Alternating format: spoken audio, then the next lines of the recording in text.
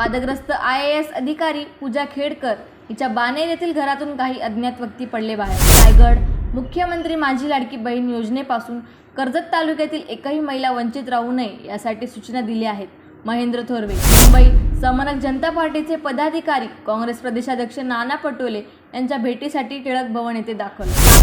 सांगली आणि कोल्हापूर जिल्ह्याला जोडणारा वाळवा तालुक्यातील एतवड खुर्द निलेवाडी पूल झाला खराब। भिवंडी शहरातील अनेक सखल भागामध्ये पाणी साचण्यास सुरुवात। मुंबई सायन पनवेल महामार्गावर मुंबईच्या दिशेने जाताना अंड्यांनी भरलेला ट्रक झाला पलटी।